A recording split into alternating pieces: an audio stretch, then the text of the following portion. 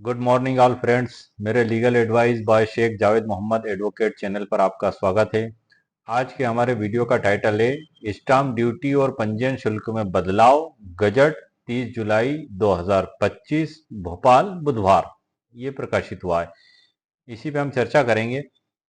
इसमें काफ़ी कुछ स्टाम्प ड्यूटी और पंजीयन शुल्कों को बढ़ाया गया है। उसकी लिस्ट भी मैं आप सबसे पहले मैं आपको उस लिस्ट को बता दूं, जिस लिस्ट में क्या क्या परिवर्तन होने का एक संभावित प्रावधान है।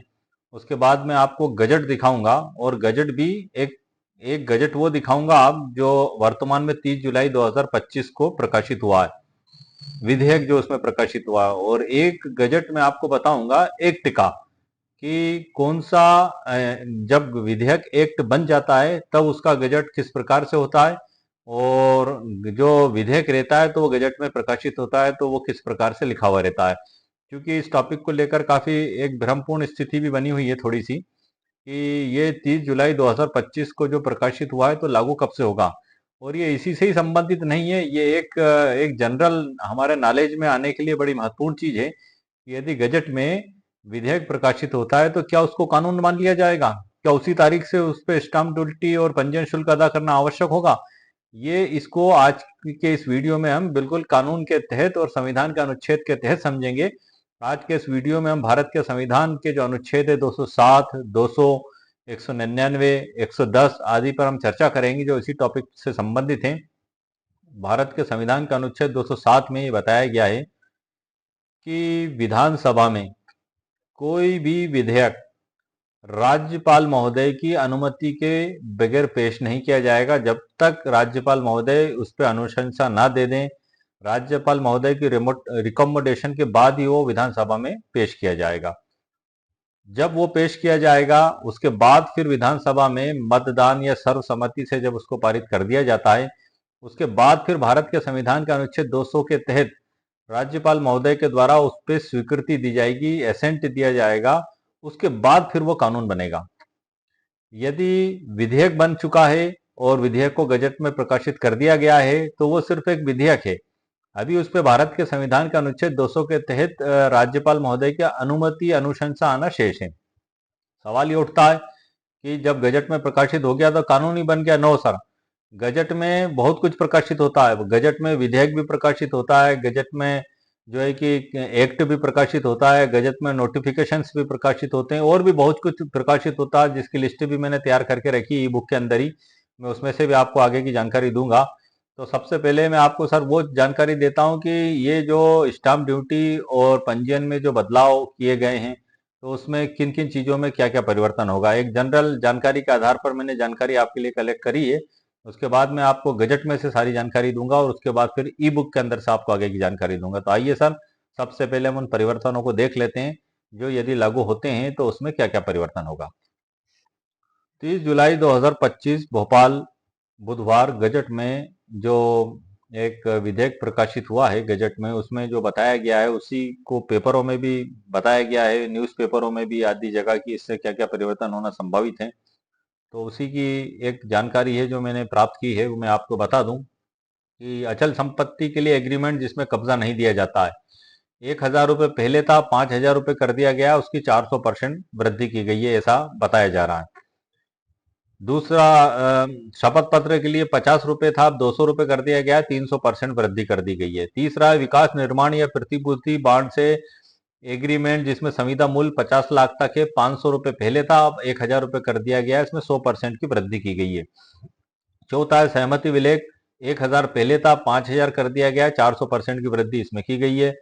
पांचवा है पहले से रजिस्ट्रीकृत दस्तावेज में सुधार के लिए, पहले 1,000 था, 5,000 कर दिया गया, 400% की इसमें वृद्धि की गई है। छठा है रिवॉल्वर और पिस्टल के लाइसेंस के लिए नवीनीकरण करने के लिए, पहले 5,000 था, अब 10,000 रुपये कर दिया गया है, 100% इसमें वृद्धि की गई है। 6A है नवीनीकरण करने के लिए लाइसेंस को, जो पिस्टल और रिवॉल्वर का है, पहले 2,000 था, 5,000 रुपये कर दिया गया है, 150% की इसमें वृद्धि की गई है। सातवां है साझेदारी विलेख पार्टनरशिप डीड, पहले 2,000 रुपये थी, अब इसको 5,000 रुपये कर दिया गया है, 150% की इसमें वृद्धि की गई है। आठवां है power of attorney single transaction के लिए, पहले 1,000 थी, अब 2,000 रुपये कर दी गई है, 100% की इसमें वृद्धि की गई है। 8A में है और अधिक ट्रांजैक्शन के लिए जो पावर ऑफ अटॉर्नी के होते हैं अब 5,000 कर दी गई है, जो पहले 1,000 थी, जो एक से अधिक होते हैं, इसमें भी 100% वृद्धि की गई है। और नवा है, ट्रस्टी की संपत्ति के लिए पहले 1,000 था, अब 5,000 कर दिया गया है, इसमें 400% की वृद्धि की गई है।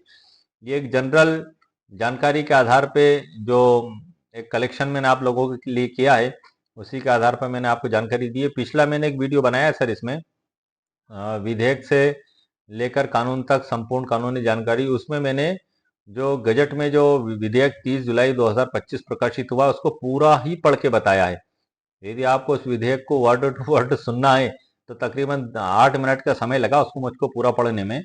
उसको आप मेरा पिछला वीडियो देख सकते हैं और चैनल पर अपलोडेड है, उसकी ई बुक भी अपलोडेड है। अब मैं आपको दोनों गजट, जो एक विधेयक है गजट में प्रकाशित और गजट में प्रकाशित एक अधिनियम है, इन दोनों की तुलना करके आपको बताऊंगा, जिससे आप आसानी से समझ पाएंगे कि आखिर गजट और गजट में जो विधेयक प्रकाशित होता है उसमें और जो कानून बन चुका होता है उसमें क्या अंतर होता है। आइए सर,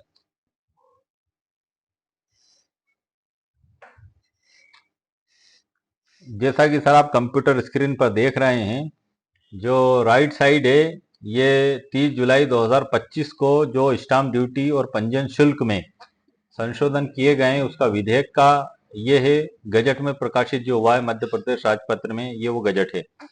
और लेफ्ट साइड आप देख रहे हैं, ये एक मैंने उदाहरण के तौर पे कलेक्ट किया आप लोगों को समझाने के लिए। ये कानून है, मतलब जो कानून बन चुका है उसको गजट में प्रकाशित किया गया है। तो इन दोनों में क्या अंतर है मैं आपको पढ़ के आगे बताऊंगा और समझाऊंगा, ताकि आप समझ पाएंगे कि ये जो 30 जुलाई 2025 को पारित किया गया है ये विधेयक है, अभी कानून नहीं बना है। जब अनुच्छेद 200 के तहत राज्यपाल महोदय की इसमें अनुमति हो जाएगी, दे दी जाएगी स्वीकृति, उसके बाद ये कानून बनेगा। उसके बाद ये लेफ्ट साइड में जो दिया गया है गजट में जो एक्ट का प्रकाशन किया गया वो इस प्रकार से प्रकाशित होगा। अब सर हम देख लेते हैं इसे। सबसे ऊपर लिखा हुआ है इसे वेबसाइट www.government government.mp.nic.in से भी डाउनलोड किया जा सकता है। ऐसा कि ऐसे ही इसमें भी लिखा हुआ है। बीच में लिखा हुआ मध्य प्रदेश राजपत्र, इधर भी जो विधेयक हुए पारित हुआ उसमें भी मध्य प्रदेश राजपत्र असाधारण प्राधिकार से प्रकाशित, दोनों में यही लिखा हुआ है। क्रमांक इसमें भी लिखा हुआ है, जो एक्ट है उसमें 8 लिखा हुआ है और इसमें 191 लिखा हुआ है। इसमें भोपाल मंगलवार 7 जनवरी 2025 पोस्ट 17 शक 1946 लिखा हुआ है जो एक्ट है। इसमें भोपाल बुधवार दिनांक 30 जुलाई 2025 श्रावण 8 शक 1947 लिखा हुआ है। ये इसके प्रकाशन की तारीख लिखी हुई है। अब आता है सबसे महत्वपूर्ण काम, विधि और विधायी कार्य विभाग। ये जो एक्ट बन चुका है ये इसमें लिखा हुआ है ऊपर। इधर ये लिखा हुआ है विधानसभा सचिवालय मध्य प्रदेश, जो विधानसभा से ही अभी तक संबंधित है। भोपाल दिनांक 7 जनवरी 2025 ये कानून में लिखा हुआ है और इसमें लिखा हुआ है 30 जुलाई 2025।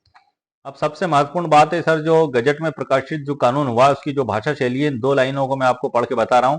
उसके बाद विधेयक की भी 2 लाइन को आपको पढ़ के बताऊंगा, तो आपको पूर्ण अंतर समझ में आ जाएगा कि एक विधेयक है, अभी कानून नहीं बना।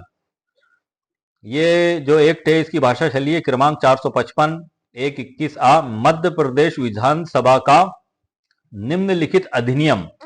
यहाँ अधिनियम आ चुका है सर, एक्ट कानून अधिनियम, जिस पर दिनांक 6 जनवरी 2025 को राज्यपाल महोदय की अनुमति प्राप्त हो चुकी है, एतद सर्वसाधारण की जानकारी के लिए प्रकाशित किया जाता है। कहने का मतलब ये हुआ कि ये अधिनियम है, स्पष्ट लिखा हुआ है इसमें अधिनियम, और इस पे राज्यपाल महोदय की अनुमति प्राप्त हो चुकी, ये भी स्पष्ट लिखा हुआ है इस एक्ट पे, और सर्वसाधारण के लिए इसे गजट में प्रकाशित किया गया। एक्ट भी बन चुका है, राज्यपाल महोदय की अनुमति भी प्राप्त हो चुकी है और प्रकाशित किया गया। और नीचे लिखा हुआ है मध्य प्रदेश के राज्यपाल के नाम से तथा आदेशानुसार आरपी गुप्ता अवर सचिव। ये तो हो गया सर एक्ट, जो कानून बन चुका है। मतलब इस पे जो भारत के संविधान के अनुच्छेद 207 और अनुच्छेद 200 इसका पूर्णता पालन हो चुका है। अब हम आते हैं सर विधेयक पे। इसकी जो भाषा शैली है इसमें लिखा हुआ है क्रमांक 15147 माप्रा 16 विधान 2025 मध्य प्रदेश विधानसभा के प्रक्रिया तथा कार्य संचालन संबंधी नियम 64 के उपबंधों के पालन में भारतीय स्टाम्प मध्य प्रदेश संशोधन विधेयक 2025। यहाँ एक्ट लिखा हुआ है मतलब अधिनियम मतलब कानून एक्ट, और यहाँ लिखा हुआ है सर विधेयक। विधेयक 2025 क्रमांक सन 2025 को विधानसभा में दिनांक 30 जुलाई 2025 को पुनर्स्थापित हुआ है, जन साधारण की सूचना के लिए प्रकाशित किया जाता है। एवी सचिव, प्रमुख सचिव, मध्य प्रदेश विधानसभा। इसमें कहीं भी ये नहीं लिखा हुआ है कि राज्यपाल महोदय की अनुमति प्राप्त हो चुकी है, जैसा कि इधर लिखा हुआ है इस एक्ट में, और ना ही इसमें लिखा हुआ है कि ये कानून बन चुका है। एक्ट शब्द सर कहीं भी इस्तेमाल नहीं है, इसमें सिर्फ इस्तेमाल किया गया विधेयक। तो ये एक विधेयक है जो 30 जुलाई 2025 को विधानसभा में पारित होने के बाद इसको गजट में 30 जुलाई को प्रकाशित किया गया। और इसी के अंत में जो सबसे महत्वपूर्ण लाइन लिखी हुई है कि भारत के संविधान अनुच्छेद 207 के तहत राज्यपाल के द्वारा अनुशंसित। मतलब ये जो वित्त विधेयक होते हैं इनको राज्यपाल महोदय की अनुमति के बगैर विधानसभा में प्रस्तुत नहीं किया जा सकता। तो पहले इसमें राज्यपाल महोदय की अनुमति ली गई पेश करने के लिए, टेबल पर भी नहीं रखा जा सकता जब तक राज्यपाल महोदय इसमें अनुमति नहीं दे देते हैं 207 भारतीय संविधान के अनुच्छेद 207 के तहत।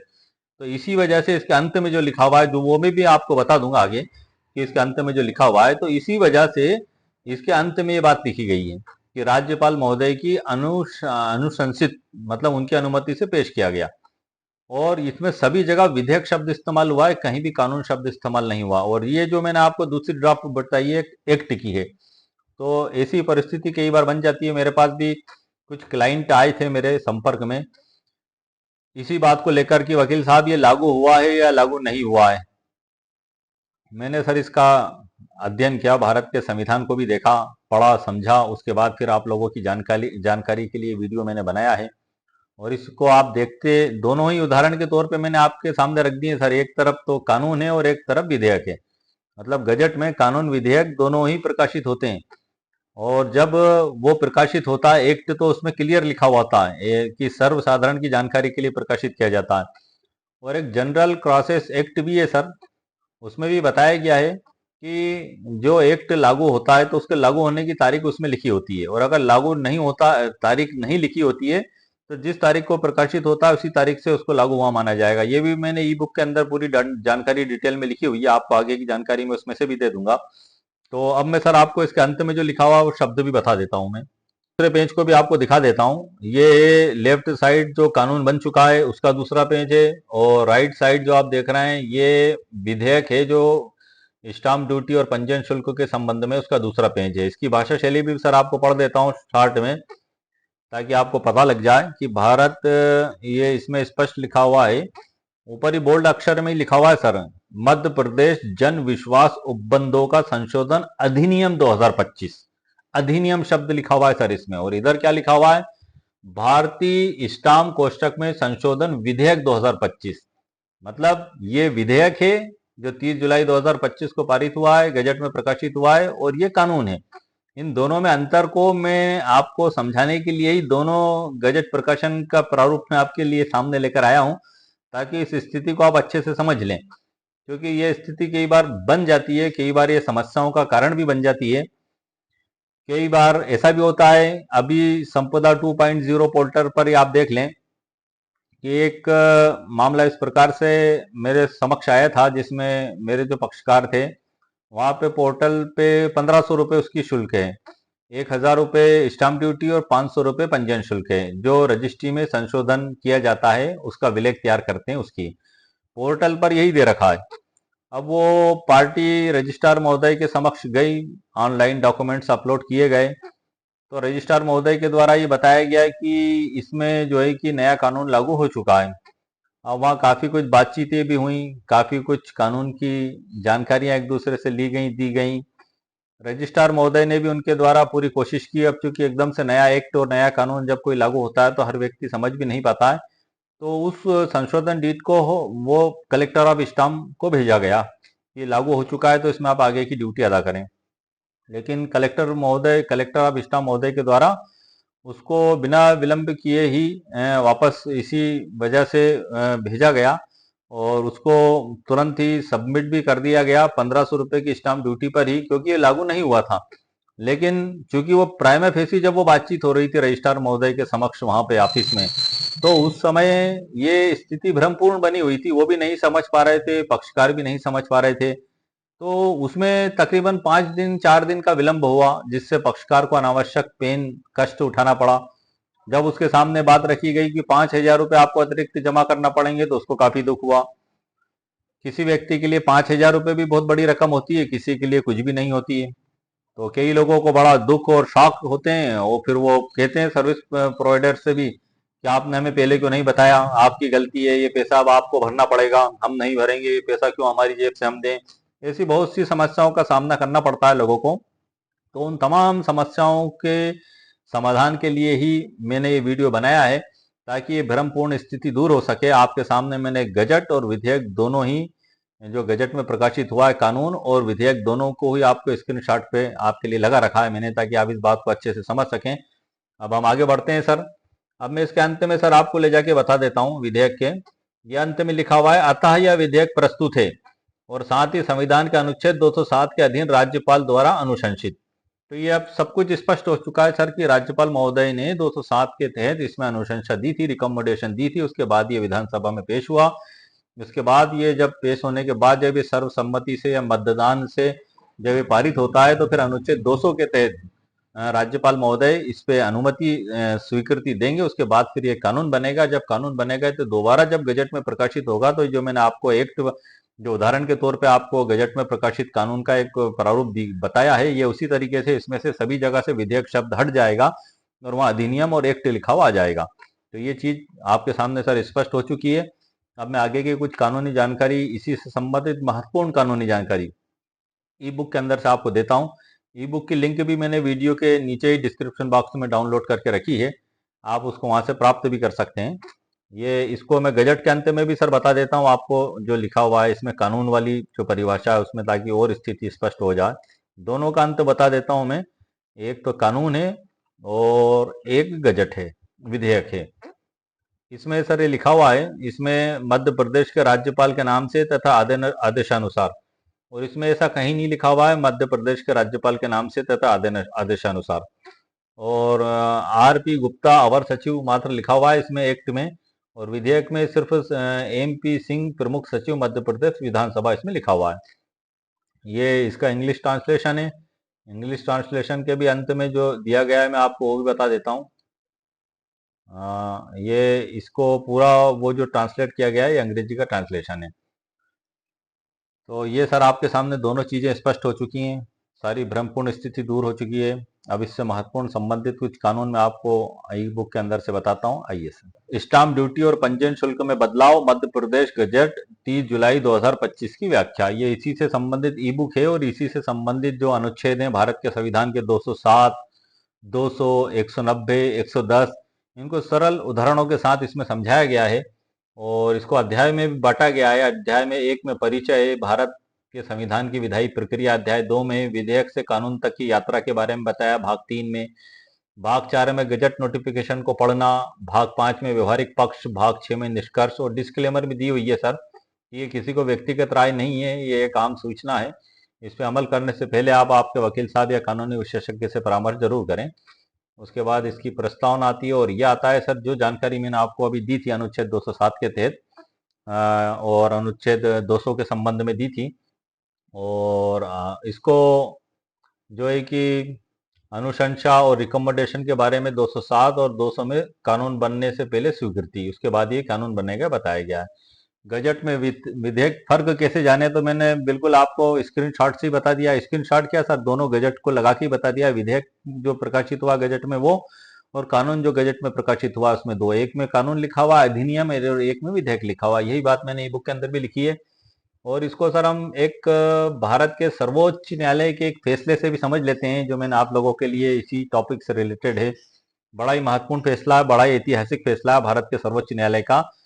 होचस्ट फार्मास्यूटिकल्स लिमिटेड और अन्य बनाम बिहार राज्य और अन्य 6 मई 1983 का फैसला है। इसमें जो कानून का विश्लेषण दिया गया है, मात्र मैं आप पे उस पे संक्षिप्त में ये जानकारी दे दूं। जो बातें मैंने आपको बताई हैं वही बातें इसमें लिखी हुई हैं, मैं आपको पढ़ के भी बता देता हूं। ये एक ऐतिहासिक फैसला है जो इसी के संबंध में लगभग दिया गया है। इसमें इसी पे प्रकाश भी बताया गया है, प्रकाश भी डाला गया है। राज्यपाल की संवैधानिक स्थिति स्पष्ट रूप से परिभाषित है। राज्यपाल को अनुच्छेद 168 के तहत राज्य विधानमंडल का एक घटक हिस्सा बनाया गया है, क्योंकि राज्य विधान द्वारा पारित प्रत्येक विधेयक को अनुच्छेद 200 के तहत राज्यपाल की सहमति के लिए आरक्षित रखना होता है। यह भारत के सर्वोच्च न्यायालय के द्वारा इस जजमेंट के पेरे में बताया गया है। इस अनुच्छेद के तहत राज्यपाल 3 तरीकों में से एक को अपना सकता है। कौन कौन से तरीके? नंबर 1 है सर इसमें, वह इस पर अपनी सहमति दे सकता है जिस स्थिति में विधेयक कानून बन जाता है। नंबर 1 हो गया। नंबर दूसरी स्थिति है, वह धन विधेयक के मामले को छोड़कर उसकी अपनी सहमति रोक सकता है जिन मामलों में विधेयक तब तक गिर जाता है जब तक कि पहले परंतुक में बताई गई प्रक्रिया का पालन नहीं किया जाता, यानी विधेयक को संदेश के साथ विचार के लिए विधानसभा में वापस करना। ये दूसरी स्थिति हो गई। तीसरी स्थिति है सर, वह मंत्रिपरिषद की सलाह पर विधेयक को राष्ट्रपति के विचार के लिए आरक्षित रख सकता है जिस स्थिति में राष्ट्रपति अनुच्छेद 201 में निर्धारित प्रक्रिया को अपनाएगा। 201 ऐसी स्थिति से संबंधित है जहां राज्यपाल अपनी सहमति देने के लिए बाध्य है और विधेयक पर पुनर्विचार किया जाता है और विधानसभा द्वारा पारित किया जाता है। उक्त उस अनुच्छेद का दूसरा प्रावधान राष्ट्रपति के विचार के लिए आरक्षण को अनिवार्य बनाता है। जहां विधेयक यदि कानून बन जाता है तो उच्च न्यायालय की शक्तियों से वंचित हो जाएगा। अनुच्छेद 201 के तहत अब राज्यपाल द्वारा राष्ट्रपति के विचार के लिए विधेयक आरक्षित किया जाता है। तो राष्ट्रपति 2 रास्ते अपना सकता है। कौन से रास्ते अपना सकता है? नंबर 1 है, अर्थात वह इस पर अपनी सहमति दे सकते हैं जिस स्थिति में विधेयक फिर से कानून बन जाता है। दूसरी स्थिति है, ये राष्ट्रपति महोदय के बारे में सर, वह उस स्थिति को छोड़कर जहां विधेयक एक धन विधेयक नहीं है, राज्यपाल को विधेयक को सदन में या जैसा भी हो राज्य के विधानमंडल के सदनों को ऐसे संदेश के साथ वापस करने के निर्देश दे सकता है जैसे अनुच्छेद 201 के पहले प्रावधान में उल्लेखित किया है।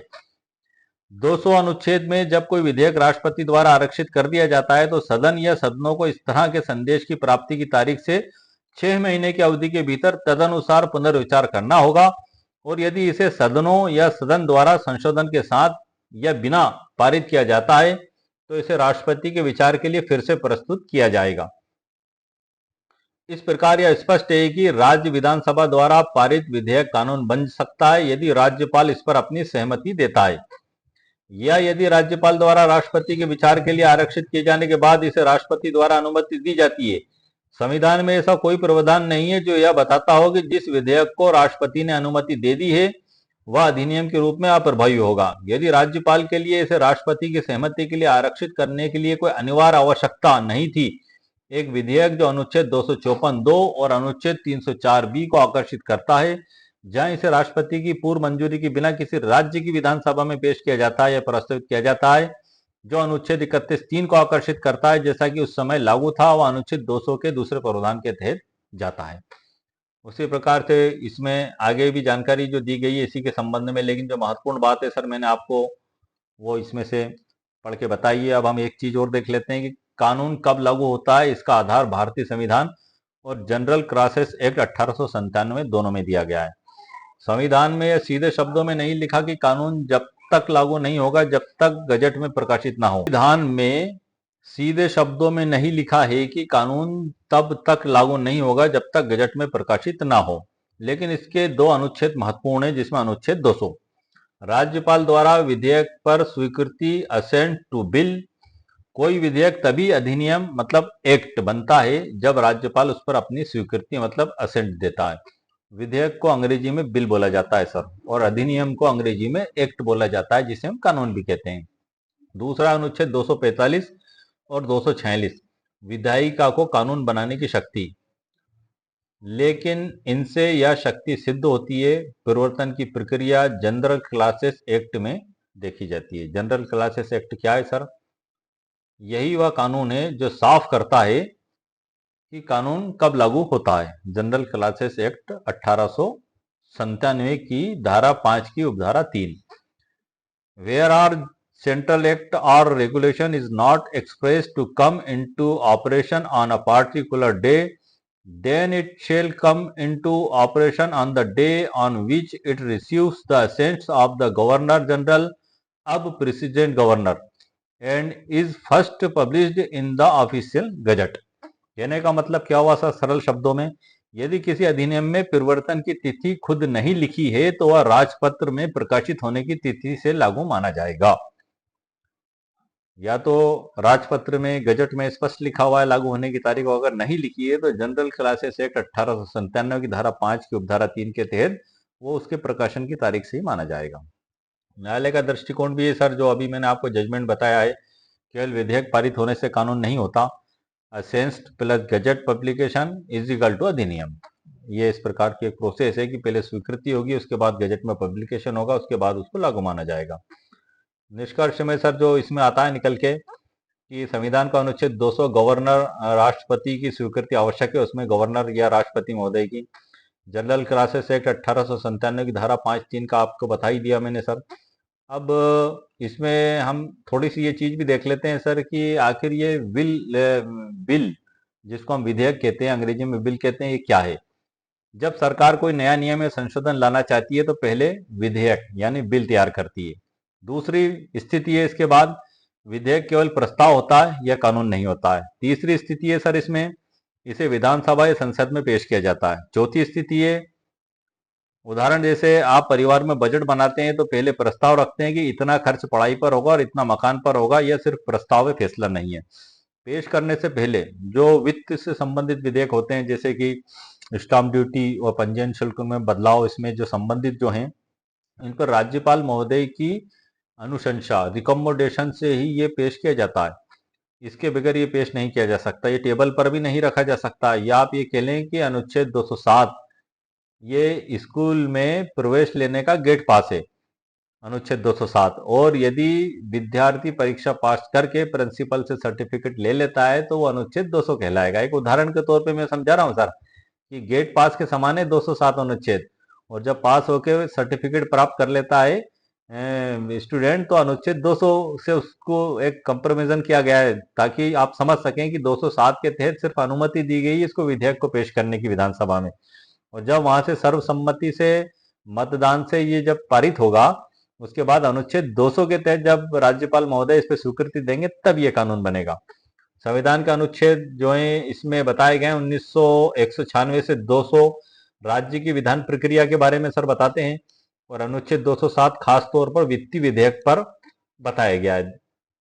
और अनुशंसा बड़ी महत्वपूर्ण है, केवल अनुमति देकर विधेयक पेश करना इसका मतलब यह नहीं कि वो कानून बन गया। 30 जुलाई 2025 का गजट क्या है, इसमें लिखा हुआ है सर जो मैंने आपको बताया था अंत में, भारतीय स्टाम्प मध्य प्रदेश संशोधन विधेयक 2025, और अंत में लिखा हुआ है संविधान का अनुच्छेद 207 के अधीन राज्यपाल द्वारा अनुशंसित। तो अनुशंसित जो उसका है यहीं से हमें सारी चीज समझ में आती है और यहीं से उसकी परिभाषा हमें समझ में आती है, और जहां जहां विधेयक लिखा हुआ है वहां भी हमें ये समझ में आता है कि एक विधेयक है ये। और एक्ट कानून कब बनता है तो ये मैंने आपको सर बता दिया, इसमें इसका फर्क क्या है वो भी मैं आपको बता चुका हूँ आसान भाषा में जो है, और समापन भी इसमें दिया गया है। अब हम इसमें एक महत्वपूर्ण चीज और देख लेते हैं सर, गजट राजपत्र में सिर्फ कानून ही नहीं बल्कि कई तरह की सरकारी सूचनाएं प्रकाशित होती हैं। कई बार हम ये मान लेते हैं कि गजट में जो प्रकाशित हो गया वो कानून ही है और लागू ही हो चुका है। इसी भ्रम को दूर करने के लिए वीडियो मेरे द्वारा बनाया जा रहा है सर। अब गजट में क्या क्या प्रकाशित होता है, नंबर 1 है विधेयक जिसको हम बिल कहते हैं, ये गजट में प्रकाशित होता है। जब कोई नया विधेयक विधानसभा या संसद में पेश होता है तो उसका प्रारूप ड्राफ्ट बिल बजट में प्रकाशित किया जा सकता है ताकि जनता और हितधारक सुझाव आबलिक आपत्ति दे सकें, इसे ड्राफ्ट नोटिफिकेशन कहते हैं। ये जो 30 जुलाई 2025 का सर जो गजट में जो विधेयक प्रकाशित हुआ है वो बिल ही है, विधेयक ही है, वो कानून नहीं है। नंबर दूसरा है अधिनियम। जब विधेयक कानून बन जाता है तब भी वो गजट में प्रकाशित होता है। क्या होता है, जब कोई विधेयक संसद विधानसभा से पारित होकर राष्ट्रपति या राज्यपाल की स्वीकृति पाता है तो यह अधिनियम कानून बनता है। इसके लागू होने की तिथि और पूरा पाठ गजट में प्रकाशित होता है। ये दूसरा भी प्रकाशित होता है। तीसरा है नियम और नोटिफिकेशन। किसी अधिनियम को लागू करने के लिए सरकार नियम बनाती है, उन्हें भी गजट में प्रकाशित करती है। संशोधन अमेंडमेंट जिसे कहते हैं, पुराने कानूनों में किए गए बदलाव भी गजट में छपते हैं। सामान्य प्रशासनिक आदेश, नियुक्ति, निलंबन, सरकारी निर्णय ये भी गजट में प्रकाशित होते हैं। ये सब चीजें और भी इसके अलावा भी ये सब गजट में प्रकाशित होते हैं। विधेयक और कानून में गजट का अंतर जो मैं सर आपको बता चुका हूं, जो मैंने ई बुक के अंदर लिखा हुआ है। सरल उदाहरण भी देख लेते हैं कि मान लीजिए सरकार ने तय किया कि स्टाम्प ड्यूटी 8% से घटाकर 6% करनी है। पहले विधेयक बनेगा और विधानसभा में पेश होगा। अगर यह पास होकर राज्यपाल की स्वीकृति पाता है तो यह अधिनियम बनेगा। अब गजट में मध्य प्रदेश स्टाम्प संशोधन अधिनियम 2025 प्रकाशित होगा। तो ये एक समझाने के लिए मैंने उदाहरण दिया है, लेकिन ये वो मूल सब्जेक्ट, ये जो मूल विषय है सर, मैं आपको बता रहा हूँ, ये सिर्फ 30 जुलाई 2025 से ही संबंधित नहीं है मेरा वीडियो। ये एक हमेशा याद रखने की और सीखने की बात है। ये हमारे सामने जब भी स्थिति बने तो ये चीज हमारे नॉलेज में हो कि आखिर ये विधेयक है या कानून है, उसका अंतर हम समझ पाए, उस गजट को देखकर, उस गजट की भाषा शैली को देखकर हम समझ सकें। ये तो 30 जुलाई 2025 का मैंने सर एक एग्जाम्पल लिया आपको समझाने के लिए, ताकि भविष्य में भी यदि इससे संबंधित कोई विधेयक आते हैं तो हम उसको कानून समझने की भूल ना करें, और कानून बन के प्रकाशित होता है तो हम उसको भी समझ सकें कि हाँ ये कानून है और लागू हो चुका है। जनरल क्लासेस एक्ट 1897 की धारा 5 की उपधारा 3 का जो मैंने उदाहरण दिया, वो इसीलिए दिया था कि यदि उसमें कानून जो प्रकाशित हुआ, यदि उसमें तारीख लिखी हुई है तो उसी तारीख से वो कानून लागू माना जाएगा, और यदि तारीख नहीं लिखी हुई है तो प्रकाशन की तारीख से उसे लागू हुआ माना जाएगा। हम सर आगे बढ़ते हैं। इसमें निष्कर्ष भी है और ये प्रश्न भी सर एक मैंने इसमें शामिल किया है बुक में, क्या गजट राजपत्र में केवल एक ही प्रकाशित होते हैं या फिर विधेयक बिल भी प्रकाशित किए जाते हैं? तो क्या क्या प्रकाशित किया जाता है सर, मैंने आपको बता दिया। इसका उत्तर भी सर मैंने डिटेल में आप लोगों के लिए समझाने के लिए बुक के अंदर ही लिखा हुआ है। अनुच्छेद 200 और 207 के बीच मुख्य अंतर इसमें लिखा हुआ है, जो मैं आपको सर बुक में से भी कुछ जानकारी बता देता हूँ पढ़ के। भारत का जो संविधान का अनुच्छेद है 207 मैं आपके लिए लेके बैठा हुआ हूँ। आप देख रहे हैं ये भारत के संविधान का अनुच्छेद 207 है। इसमें इसी को मैं वर्ड टू वर्ड पढ़ देता हूँ सर, जो आसान भाषा में मैंने समझाया आपको वही भाषा शैली इसमें भी लिखी हुई है। ये भारत का संविधान जो है इसका अनुच्छेद है सर 207, वित्त विधेयकों के बारे में विशेष उपबंध। अनुच्छेद 199 के खंड 1 के उपखंड ख से उपखंड 4 में विनिर्दिष्ट किसी विषय के लिए उपबंध करने वाला विधेयक या संशोधन राज्यपाल की सिफारिश से ही पुनः स्थापित या प्रस्तावित किया जाएगा, अन्यथा नहीं, और ऐसा उपबंध करने वाला विधेयक विधान परिषद में पुनः स्थापित नहीं किया जाएगा। ये जो 199 के खंड 1 के खंड उपखंड 6 का जो बताया गया है, तो 199 में धन विधेयक की परिभाषा दी गई है, स्टाम्प ड्यूटी में संशोधन, ये सब वित्त संबंधी विधेयक में आते हैं और इन्हें अनुच्छेद 207 के तहत राज्यपाल की अनुशंसा से ही जो है कि विधानसभा में पेश किया जाता है। ये परंतु किसी कर के घटाने या उत्साधन के लिए उपबंध करने वाली किसी संशोधन के प्रस्ताव के लिए इस खंड के अधीन सिफारिश की अपेक्षा नहीं होगी। ये 207 की उपधारा 1 हो गई। 2 भी सर मैं आपको पढ़ देता हूँ। 2 में बताया है कोई विधेयक या संशोधन उक्त विषयों में से किसी विषय के लिए उपबंध करने वाला केवल इस कारण नहीं समझा जाएगा कि वह जुर्माने या अन्य धनी शास्तियों के अधिरोपण का अथवा अनुज्ञप्तियों के लिए फीसों की या की गई सेवाओं के लिए फीसों की मांग का या उनके संदाय का उपबंध करता है, अथवा इस कारण नहीं समझा जाएगा कि वह किसी स्थानीय प्राधिकारी या निकाय द्वारा स्थानीय प्रयोजन के लिए किसी कर के अधिरोपण, उत्साधन, परिहार, परिवर्तन या विनिमय का उपबंध करता है। तीसरी स्थिति है इसकी उपधारा 3, जिस विधेयक को अधिनियम और परिवर्तित किए जाने पर राज्य की संचित निधि में से व्यय करना पड़ेगा, वह विधेयक राज्य के विधानमंडल के किसी सदन द्वारा तब तक पारित नहीं किया जाएगा जब तक ऐसे विषय पर विचार करने के लिए उसे सदन के राज्यपाल ने सिफारिश नहीं की। तो ये सभी बातें सर इसमें स्पष्ट लिखी हुई हैं। और 200 में जो अनुच्छेद 200 में बताया गया है वो भी सर मैं आपको हमारे आज के इसी वीडियो के टाइटल से संबंधित है, वो भी मैं आपको इस बुक के अंदर से बता देता हूँ। 200 विधेयकों की अनुमति के बारे में बताया है। मैंने आपको वीडियो के प्रारंभ में इसके बारे में जानकारी दे दी है। जब कोई विधेयक राज्य की विधानसभा द्वारा या विधान परिषद वाले राज्य में विधानमंडल के दोनों सदनों द्वारा पारित कर दिया गया है, तब वह राज्यपाल के समक्ष प्रस्तुत किया जाएगा और राज्यपाल घोषित करेगा कि वह विधेयक पर अनुमति देता है या अनुमति रोक लेता है, अथवा यह विधेयक को राष्ट्रपति के विचार के लिए आरक्षित रखता है। परंतु राज्यपाल अनुमति के लिए अपने समक्ष विधेयक प्रस्तुत किए जाने के पश्चात यथाशीघ्र उस विधेयक को, यदि वह धन विधेयक नहीं है, तो सदन या सदनों को इस संदेश के साथ लौटा सकेगा कि सदन या दोनों सदन विधेयक पर या उनके किन्हीं विनिर्दिष्ट उपबंधों पर पुनर्विचार करें और विशिष्टतया किन्हीं ऐसे संशोधन के पुनः स्थापना की वांछनीयता पर विचार करें जिनकी उसने अपने संदेश में सिफारिश की है। और जब विधेयक इस प्रकार लौटा दिया जाता है तब सदन या दोनों सदन विधेयक पर तदनुसार विचार करेंगे, पुनर्विचार करेंगे, और यदि विधेयक सदन या सदनों द्वारा संशोधन सहित या उसके बिना फिर से पारित कर दिया जाता है और राज्यपाल के समक्ष अनुमति के लिए प्रस्तुत किया जाता है तो राज्यपाल उस पर अनुमति नहीं रोकेगा। परंतु यह और कि जिस विधेयक में उसके विधि बन जाने पर राज्यपाल की राय में उच्च न्यायालय की शक्तियों का ऐसा अल्पीकरण होगा कि वह स्थान जिसकी पूर्ति के लिए वह न्यायालय इस संविधान द्वारा परिकल्पित है संकटापन्न हो जाएगा, उस विधेयक पर राज्यपाल अनुमति नहीं देगा किंतु उसे राष्ट्रपति के विचार के लिए आरक्षित रख सकेगा। तो ये सर बुक में जो वर्ड टू वर्ड परिभाषा दी गई है भारत के संविधान में वो भी मैंने आपको पढ़ के बता दी है, और भारत के सर्वोच्च न्यायालय का जो फैसला है इसके संबंध में मैंने आपको वो भी बता दिया है, और इसके गजट, दोनों गजट के बारे में भी सर मैंने आपको जानकारी दे दी है। इसी प्रकार से ये अनुच्छेद 207 क्या कहता है इसके बारे में भी इसमें जानकारी दी गई है, और एक उदाहरण भी है सर कि अगर कोई एमएलए विधायक या प्रस्ताव लाता है कि मध्य प्रदेश में प्रॉपर्टी रजिस्ट्री पर स्टाम्प ड्यूटी घटाकर आदि कर दी जाए, यह प्रस्ताव सीधे पेश नहीं हो सकता क्योंकि इससे राज्य की आय घटेगी। जब तक राज्यपाल कहेंगे हाँ इसे आप विधानसभा में पेश कर सकते हैं, तब यह विधेयक टेबल पर भी नहीं रखा जा सकता। जब तक राज्यपाल हाँ नहीं कहते हैं तब तक टेबल पर भी नहीं रखा जा सकता सर इसे। ये अनुच्छेद 207 बड़ा ही महत्वपूर्ण है। और इसी प्रकार से इसमें आगे जो अनुशंसा दी गई है और अनुच्छेद 200 राज्यपाल की स्वीकृति के बारे में जो बताया गया है, मैंने आपको बताया, उसको भी पूरी डिटेल में आसान शब्दों में उदाहरण के साथ मैंने ई बुक में समझाया है।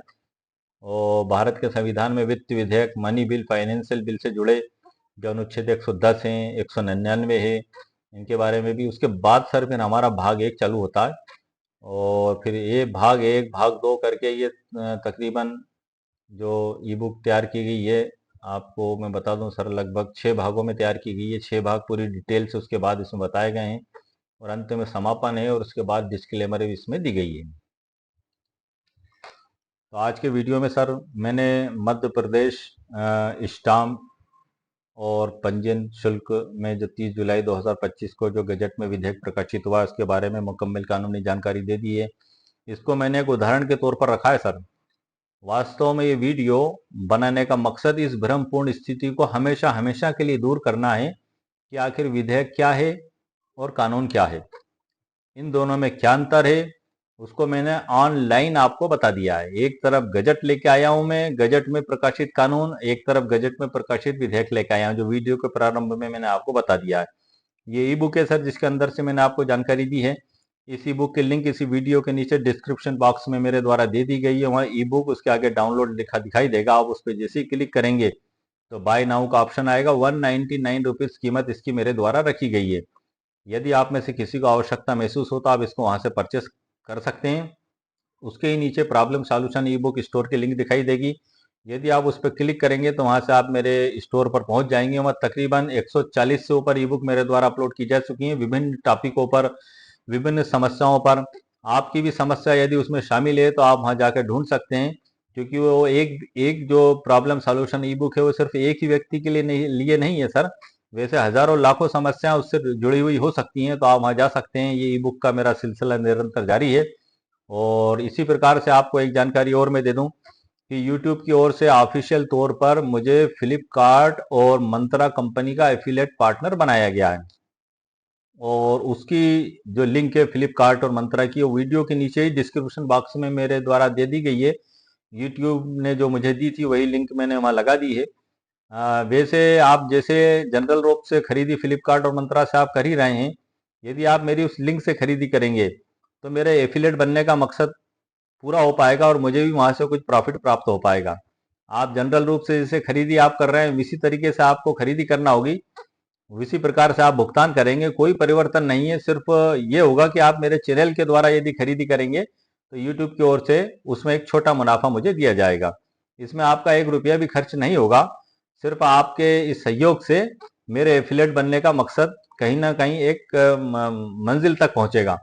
तो इसलिए यदि आपको कोई खरीदी करना है तो आप उस लिंक से खरीदी कर सकते हैं। सारी प्रोसेस वही होगी, सारा खर्च आपको वही देना होगा, सिर्फ आप मेरे चैनल के माध्यम से आप उसको खरीदी करेंगे। इसमें आपका 1 रुपया भी खर्च नहीं होगा। जो मुझे फायदा पहुंच रहा है सिर्फ आपके सहयोग से इसमें मुझे बेनिफिट प्राप्त हो सकता है। तो इस प्रकार से उम्मीद है कि आपको मेरा वीडियो पसंद आया होगा। मेरे वीडियो को आप लाइक भी करें, शेयर भी करें, सब्सक्राइब भी करें। जो लिंक दी गई है सर फ्लिपकार्ट और मंत्रा की, आप उस पर क्लिक करके किसी भी प्रोडक्ट पे आप क्लिक करेंगे तो आप सर्च बॉक्स पर पहुंच जाएंगे। वहां सर्च बॉक्स पे आप जो भी वस्तु मंगाना चाहते हैं वो लिख के आप सर्च कर सकते हो, खरीदी कर सकते हैं। सारी प्रोसेस वो की वही है सर, लेकिन आप इस माध्यम से खरीदी करेंगे तो मेरे एफिलेट बनने का मकसद भी पूरा होगा और मुझे भी उसमें कुछ प्रॉफिट प्राप्त होगा। तो उम्मीद है आपको मेरा वीडियो पसंद आया होगा। मेरे वीडियो को आप लाइक भी करें, शेयर भी करें, सब्सक्राइब भी करें। ओके, शुक्रिया, थैंक यू सर।